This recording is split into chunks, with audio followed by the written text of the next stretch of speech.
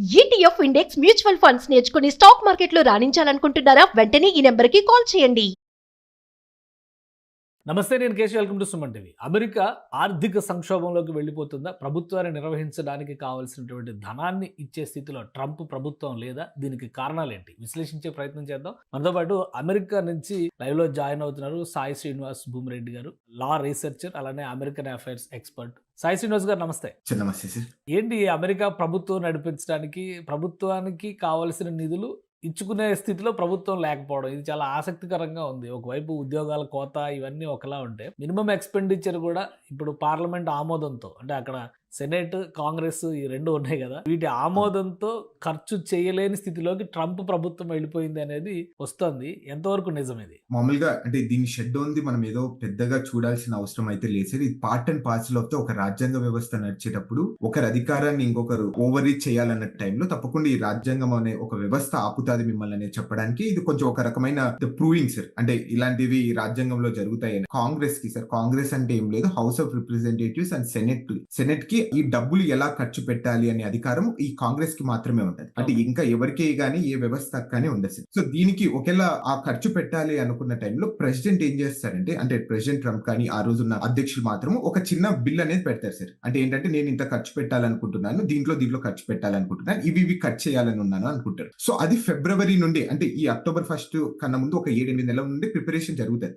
అంటే బడ్జెట్ అనేది ఎలా ప్రిపేర్ చేయాలి, ఎవరికి మనం కోతలు విధించవచ్చు, ఎలా ఈ బడ్జెట్ అలొకేట్ చేయాలి అనమాట. సో ఇది దీని తర్వాత కాంగ్రెస్ లో పెడతారు సార్. కాంగ్రెస్ ఏంటంటే, కాంగ్రెస్ లో ఆమోదించకపోయినా ఒక అనా పైసా కూడా ఖర్చు పెట్టడానికి ఇది ఉండదు సార్. దాని ద్వారానే ఈ రోజు మనకు షట్ డౌన్ అనేది వచ్చింది.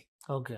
సో అసలు ఈ బిల్లు పాస్ కాకపోవడానికి రీజన్ ఏంటి? ఎందుకంటే ఇప్పుడు ఎగువ సభ దిగువ సభ చూస్తే మీరు అన్నట్టుగా కాంగ్రెస్లో క్లియర్ మెజారిటీ ఉంది కాబట్టి ట్రంప్ అధికారంలో ఉన్నారు అని స్పష్టంగా కనిపిస్తుంది. అలానే ఎగువ సభలో కూడా, సెనేట్లో కూడా రిపబ్లికన్స్కి మెజారిటీ ఉంది అని మనం రాష్ట్ర ప్రెసిడెంట్ ఎలక్షన్స్ రిజల్ట్స్ సందర్భంలోనే మనకు అర్థమైపోయింది. కానీ ఇప్పుడు బిల్లు పాస్ కాకుండా అడ్డుకుంటున్నది ఎవరు?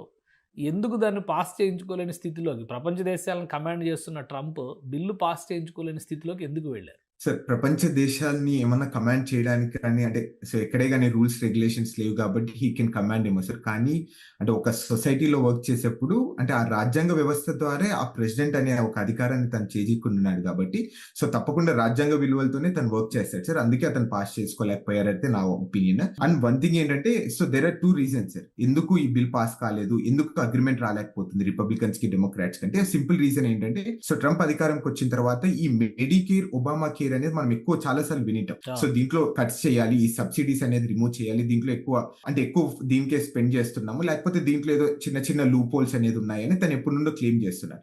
సో ఈ బడ్జెట్ లో ఏం చేశారంటే, ఆ 2 కోతలు అనేది విధించడం జరిగింది. కంప్లీట్ గా ఆ 2 పదాలని రిమూవ్ చేశారు, చాలా వరకు తగ్గిస్తా రావడం జరిగింది ఈ హెల్త్ కేర్ దానికి. అప్పుడు దీనికి డెమోక్రాట్స్ ఏమంటున్నారంటే, డెమోక్రాట్స్ $1 ట్రిలియన్ ఈ ఒబామా కేర్ ఇట్లనే మెడికేర్ కి డబ్బులు ఇవ్వండి, మేము ఈ బిల్ ని ఓకే చేస్తాం అంటున్నారు. సో కానీ ట్రంప్ అడ్మినిస్ట్రేషన్ మాకు అది అవసరం లేదు, దీని ద్వారా అంటే ఈ హెల్త్ ఇష్యూస్ అనేది మళ్ళీ దాని గురించి మనం మాట్లాడుకుందాము, ఇప్పుడు మాత్రం ప్రస్తుతానికి మాత్రం ఈ బిల్ అనేది పాస్ చేయండి అంటే దాంట్లో డిసగ్రిమెంట్ అనేది జరిగింది. సో దీంట్లో ఫస్ట్ ఏమైందంటే, హౌస్ ఆఫ్ రిప్రజెంటేటివ్స్ లో ఒక చిన్న బిల్ పెట్టడం జరిగింది, అంటే కంటిన్యూయింగ్ రెజల్యూషన్ అంటారు.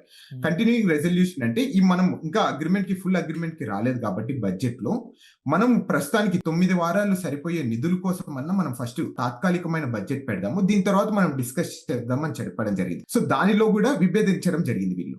సో హౌస్ ఆఫ్ రిప్రజెంటేటివ్స్ లో పాస్ కావడం జరిగింది. మళ్ళీ సెనెట్ లో బిల్ పెట్టినప్పుడు సెనెట్ కు అధికారం ఉంటుంది సార్. రూల్ 22 అనే ఒక అధికారం ఏమైతుందంటే, ఒక బిల్ పెట్టినప్పుడు అన్లిమిటెడ్ గా దాని గురించి డిబేట్ చేయొచ్చు. అంటే ఎన్ని రోజులైనా, ఎన్ని సంవత్సరాలైనా, ఎన్ని నెలలైనా, ఎన్ని దశాబ్దాలైనా అట్లనే చేసుకుంటా వెళ్ళొచ్చు. దీన్ని ఆపడానికి ఆ రోజున్న అధికారులు, అంటే అధికార పార్టీ ఎవరున్నారు ఈ రోజు ప్రస్తుతం రిపబ్లికన్స్, దాన్ని ఆపడానికి క్లాటర్ అనే ఒక పదాన్ని వాడతారు సార్. అంటే ఈ అన్లిమిటెడ్ డిబేట్స్ వద్దు, మనము బిల్ గురించి మాట్లాడదాం, ఫైనల్ ఓటింగ్ అనేది వెళ్దాము అనే దానికి. ఆ టైంలో ఏమైతుందంటే, ఆ క్లాటర్ అనే దాన్ని అధికారాన్ని వాడాలంటే 60% మంది, అంటే ఈ సెనెట్ లో ఉన్న 60% మంది దానికి ఓట్లు వేయాలి. ఇక్కడ ఏమైతుంది, మీరు చెప్పినట్టు తప్పకుండా రిపబ్లికన్స్ కి సెనెట్ లో కూడా అధికారం ఉంది, వాళ్ళకి 55 మంది ఉన్నారు, అట్లనే వీళ్లకు సుమారు 45 మంది ఉన్నారు. కానీ ఇది పాస్ కావాలంటే 60% కావాలి, అంటే సుమారు 5 ఓట్లు తగ్గడం వల్లనే ఈ క్లాటర్ అనే దాన్ని ఇంప్లిమెంటేషన్ చేయకోకుండా ఈ బడ్జెట్ అనేది ఆగిపోయింది. అదే సింపుల్ రీజన్స్ అక్కడ. ఓకే. సో అంటే ఈ బడ్జెట్, ఈ ఫైల్ ఒక విధంగా చెప్పాలంటే ఇది ఫైనాన్స్ బిల్లు లాంటిది. సో ఈ ఫైనాన్స్ బిల్లు మూవ్ అవ్వకపోతే ఎలాంటి పరిస్థితి ఇవన్నీ కూడా అమెరికన్ కాన్స్టిట్యూషన్ ఇచ్చినటువంటి ప్రివిలేజెస్. అందులో భాగంగా జరుగుతున్నటువంటి ప్రజాస్వామ్యపూరితమైనటువంటి చర్చగానే మనం చూడాలి. సో ఇప్పుడు అవును ఇప్పుడు సార్. బయటపడడానికి ఏంటి మార్గం ఏంటి? ఎన్ని రోజులు ఇలాగా ఈ స్ట్రగుల్, షట్ డౌన్, గవర్నమెంట్ ఎంప్లాయీస్‌కి ఉద్యోగాలు లేవని, జీతాలు లేకుండా కూడా కొంతమంది పని చేయాల్సొస్తుందని, లాస్ట్ టైం కూడా 2018 ఆ టైంలో ట్రంప్ అడ్మినిస్ట్రేషన్‌లోనే సిమిలర్ సినారియో ఏర్పడింది అమెరికన్ కాన్స్టిట్యూషన్‌లో అనేటువంటిది ఇప్పటివరకు వస్తున్నటువంటి సమాచారం. సో ఏంటి దీని అవును నుంచి సార్. బెయిలౌట్ ప్యాకేజ్ ఏమన్నా ఉందా డొనాల్డ్ ట్రంప్ గారికి? సో బెయిలౌట్ ప్యాకేజ్ ఏం లేదు సార్. అంటే కొంచెం బైపార్టిషన్ అగ్రీమెంట్ అనేది జరగాలి సార్ వాళ్ళిద్దరి మధ్య. అంటే డెమోక్రాట్స్ ఏం ఎక్స్‌పెక్ట్ చేస్తున్నారు అంటే ఆ మెడికేర్ గాని లేకపోతే ఒబామా కేర్‌లో ఆ ఫండ్స్ అనేది ఇవ్వడం వల్ల సో అనేది కంప్లీట్‌గా ఒక అగ్రీమెంట్‌కి వచ్చేసారు. ఈవెన్ ట్రంప్ అడ్మినిస్ట్రేషన్ కూడా అంటే ట్రంప్ కూడా ఒక చిన్న స్టేట్మెంట్ చేయడం జరిగింది. సో నాకైతే ఏం ఇష్యూస్ లేదు ఈ షట్ డౌన్ ద్వారా. సో దీని ద్వారా చాలా మంది జాబ్స్ కట్ చేసుకోవచ్చు. అట్లనే ఈ డెమోక్రాట్స్ పెట్టిన కొన్ని పథకాలున్నాయి, కొన్ని స్కీమ్స్ ఉన్నాయి. దీన్ని కూడా నేను కట్ చేసే అవకాశం కూడా ఉంటదని కూడా తను బహిరంగంగా చెప్పడం జరిగింది. ఆయన డెసిషన్ తీసుకుంటే ఇవన్నీ కట్ చేయొచ్చా? మళ్ళీ ప్రభుత్వ ఉద్యోగాలు కూడా దాదాపు 1,00,000 ఉద్యోగాలు పోతాయని చెప్పారంటున్నారు. 86 లక్షల మంది రోడ్డు మీదకొస్తారు. కాంట్రాక్ట్ ఉద్యోగాలు ఇవి కూడా అన్నీ కలుపుకుంటే ఒక 86 లక్షల మంది రోడ్డున పడే పరిస్థితి ఉంటుందంటున్నారు. సో ఇవన్నీ యథేచ్ఛగా డొనాల్డ్ ట్రంప్ ఒక ప్రెసిడెంట్ ఆఫ్ అమెరికాగా డెసిషన్స్ తీసుకోవచ్చా? ఈ సిట్యుయేషన్ ఉపయోగించుకొని తనకు అనుకూలంగా? సార్ అంటే తను తీసుకోగలదా, తీసుకోలేదా అని మనం పక్కన పెడితే మాత్రము అంటే అది ఇప్పుడే గాని ఇంతవరకు గత 20 సంవత్సరాల నుండి ఎప్పుడు జరగలేదు సార్. అంటే 1980 నుండి ఇలాంటి షట్ డౌన్స్ అనేది జరుగుతున్నాయి. అది ఏమన్నా కొన్ని అక్కడక్కడ చిన్న చిన్న జాబ్స్ పోయినాయి తప్ప ఇక్కడ ఎంత మనం అనుకున్నంత ఫిగర్ అయితే ఎక్కడ పోలేదు.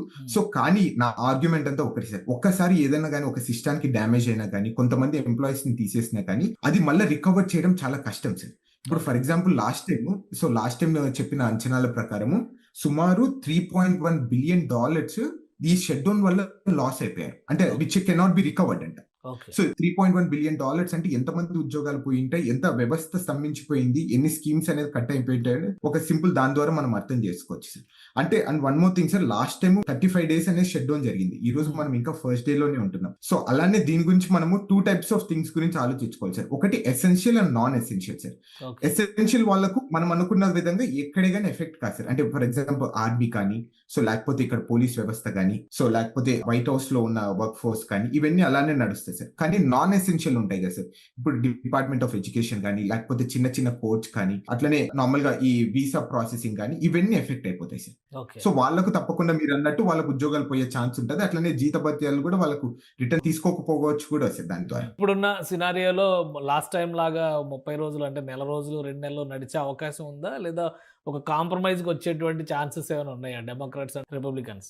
సో యూజువల్ గా అంటే ఇప్పుడు ప్రస్తుతం పరిస్థితులు అయితే ఈ రోజు మనం చూసుకునే విధంగా అయితే ఎక్కడ కానీ కాంప్రమైజ్ కి వెళ్ళే అవకాశం అయితే కనపరావడం లేదు సార్. అంటే ట్రంప్ అడ్మినిస్ట్రేషన్ ఏం చెప్తున్నారంటే ఈ మెడికేర్, ఒబామా కేర్ అనేది కంప్లీట్ గా డిఫరెంట్ ఇష్యూ. దాని గురించి మనం సపరేట్ గా మాట్లాడదాము. ఇది ఎందుకు మీరు దీంట్లో మిక్స్ చేసి ఈ ఫండింగ్ దాంట్లో మాట్లాడుతున్నారు అని తను క్లెయిమ్ చేస్తున్నారు. సో కానీ డెమోక్రాట్స్ ఏమంటున్నారంటే ఇది ఒబామా కేర్ కానీ మెడికేర్ తీయడం వల్ల కొన్ని లక్షల మంది అమెరికన్ ఫ్యామిలీస్ అనేది స్తంభించిపోతాయి.